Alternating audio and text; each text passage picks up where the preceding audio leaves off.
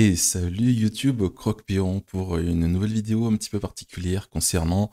Alors tu es sûrement en train de te poser la question au niveau du CES de Las Vegas avec les dernières annonces de high-tech. Ça t'intéresse pas forcément mais tu as envie plutôt de savoir pour monter ton PC quelles sont les informations qui sont nécessaires. Et surtout tu veux savoir, tu ne connais pas encore Jensen Huang et tu as envie de savoir qui est ce PDG, pourquoi effectivement il est présent au niveau du lundi 6 janvier et pourquoi il y a des ours et des personnes qui sont autour un petit peu sidérées que la keynote soit aussi impressionnante par rapport à ça, eh bien je t'invite tout de suite à ce petit tour de piste. Alors tout d'abord, au niveau des cartes graphiques qui sont annoncées, nous avons enfin, après 2 ans d'attente pour certains d'entre vous, la RTX 5070 jusqu'à la gamme 5090 sont enfin annoncées, avec des tarifs qui sont assez violents lorsqu'on parle en euros et toutes taxes comprises, à savoir par exemple la RTX 5070, 12 gigaoctets de mémoire embarquée, 649 € envisagés, sortirait le 30 janvier au niveau des dates.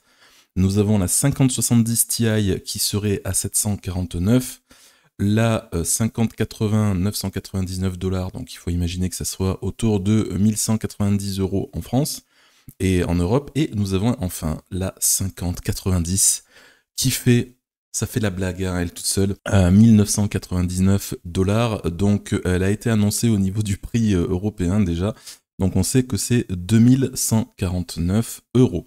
Donc autant vous dire que si vous envisagez de mettre de côté parce que vous étiez sur le point de monter un PC et d'avoir que la carte graphique, ah bah c'est raté. C'est raté puisque elle va consommer la 5090 575 watts, donc il vous faudra une alimentation d'1 kW pour la faire fonctionner. Oui, 1 kW.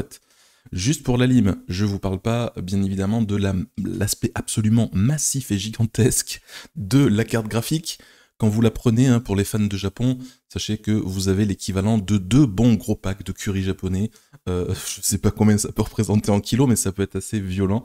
Donc pour encastrer ça, même dans une SZ-XT au niveau de votre boîtier, ça va être un petit peu compliqué. Donc vous êtes nombreux encore une fois au niveau de ma communauté à rechercher des composants à monter. Là, on est sur quelque chose où il y a beaucoup d'intelligence artificielle, et justement, l'intelligence artificielle, on en a bouffé. Alors, je peux vous garantir que moi, qui suis assez frileux par rapport à cette nouvelle technologie, on a découvert quasiment que, eh bien, il n'y avait que de l'architecture IA, y compris au niveau de leurs usines. Sachez que au niveau d'NVIDIA, à chaque fois que vous avez une usine physique, ça a été présenté à 3h30 du matin en France, hein, j'ai hésité à mettre le réveil et puis en fait pour vraiment vous faire plaisir, bon j'ai pas mis le réveil, hein, j'ai dormi comme tout le monde, mais plus sérieusement, donc il faut savoir que vous avez 32 gigaoctets pour la carte graphique 5090 et que c'est du GDDR7. Alors déjà il va vous falloir la place, il va vous falloir la lime et il va vous falloir aussi la carte mère qui puisse accueillir un gigantesque truc pareil. À voir, à suivre, c'est ma première vidéo concernant le hardware, étant donné que j'ai fait 2 lives sur Twitch, twitch.tv/croquepeon cette semaine et que ça s'est bien passé au niveau de la communauté, il y a eu des questions posées par rapport à tout ça, j'ai voulu faire un récap. Le voici, nous continuons. Alors concernant l'IA, nous avons donc Jensen Huang qui nous a fait un seul en scène, mais vraiment très très digne des meilleurs humoristes en France, hein. En fait, il parle de l'IA, mais surtout, il n'a pas d'intervenant. C'est-à-dire que nous avons eu 1h30 de présentation par rapport à cette technologie.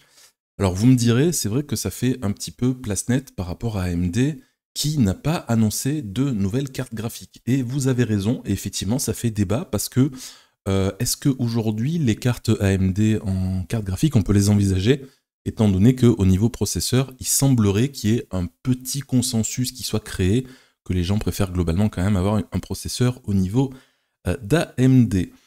Ce qui est bien en tout cas avec l'IA, c'est que ça permet de dégraisser, vous savez, les salariés, ça permet vraiment de liquider un maximum de personnes, et on l'a ressenti au niveau de cette keynote, puisque, comme je vous disais, il était seul en scène, mais surtout il s'est dupliqué, c'est-à-dire qu'il expliquait durant le procédé que c'était bien d'acheter les produits NVIDIA, puisqu'on va se retrouver directement avec des doubles de Monsieur Jensen Huang dans chaque service de son département.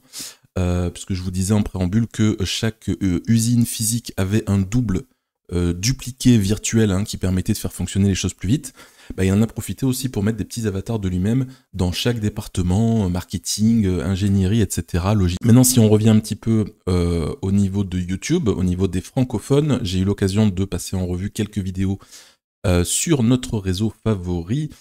Il se trouve que globalement, au niveau des youtubeurs, le scepticisme est à peine caché. De toute façon, c'est aussi mon point de vue. Au niveau des tarifs, on peut envisager peut-être à des amis de conseiller de récupérer, là vous voyez j'ai le tarif encore sous les yeux de la RTX 5070, 12 Go, 649 €. Bon, ça peut rentrer dans les budgets pour ceux d'entre vous qui sont nombreux et nombreuses à avoir un budget de 1200 €, mais tout PC compris. D'accord, pour monter le PC de A à Z, y compris d'ailleurs avec le montage fait par le technicien. Ça doit être à peu près l'équivalent des précédentes générations de cartes, donc du coup ça risque de faire frémir ceux qui ont récupéré une RTX 4090 à un tarif assez élevé.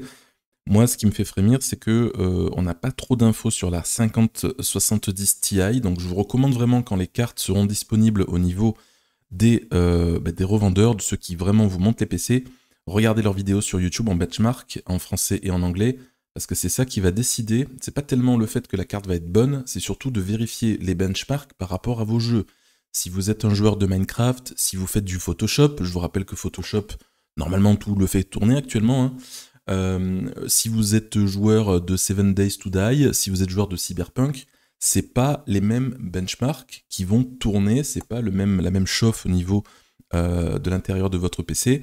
Donc vous pouvez avoir vraiment des choses qui vont trancher par rapport au jeu que vous allez récupérer en fait en 2025. Je vous rappelle aussi qu'il y a GTA 6 qui sort. Donc si vous voulez faire l'acquisition sur PC en 2026 de GTA 6, il va falloir aussi vous renseigner par rapport à ça et peut-être un peu temporiser l'achat du PC. Les prix, de toute façon, ne peuvent que baisser.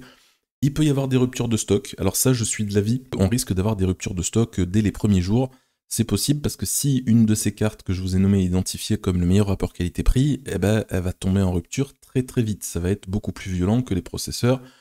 Et de toutes les façons, au niveau des GeForce, on a déjà vu ça dans le passé. C'est pas quelque chose de nouveau. On est au courant de tout ça. Alors maintenant, ce qui m'intéresse, je vais vous parler de Cyberpunk.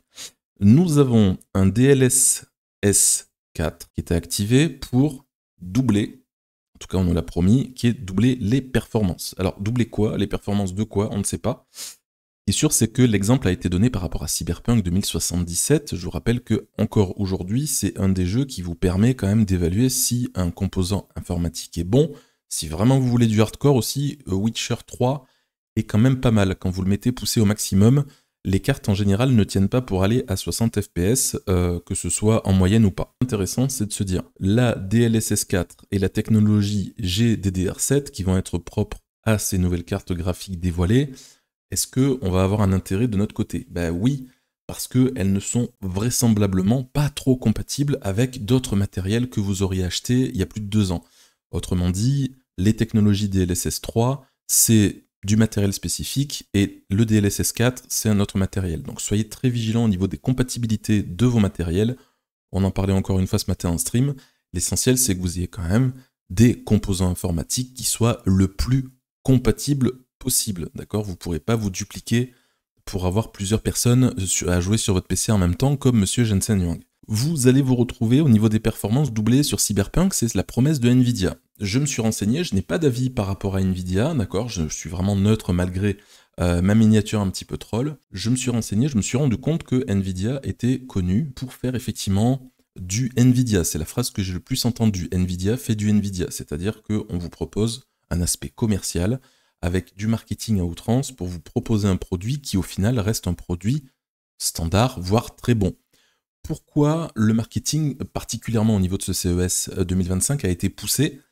Eh bien parce que c'est la première fois que la valorisation de Nvidia dépasse celle d'Apple. Ils peuvent en jouer, je serai à leur place, j'en jouerai aussi. D'ailleurs, pour être honnête, c'est clairement un élément de dire on est leader sur le marché, donc vous pouvez y aller quoi. Moi, ce qui m'intéresse, c'est ce que les joueurs veulent savoir, c'est les FPS. C'est-à-dire que les performances doublées, est-ce qu'on va avoir Cyberpunk avec 2 fois plus de FPS qu'auparavant? Par rapport à quelle carte? Qu'est-ce qu'on va pouvoir monter? Est-ce que les cartes vont bien fonctionner? Est-ce que l'IA ne va pas provoquer des glitches nouvelle génération? Eh bien tout ça, on le découvrira au fur et à mesure, et j'espère pour une prochaine vidéo. Je vous remercie d'avoir suivi cette première édition concernant le hardware au niveau de la chaîne. Passez une excellente soirée. Bon appétit, bonne soirée, bonne nuit, bonne fête. À très bientôt. Salut, ciao, ciao sur la Croc FM. Salut.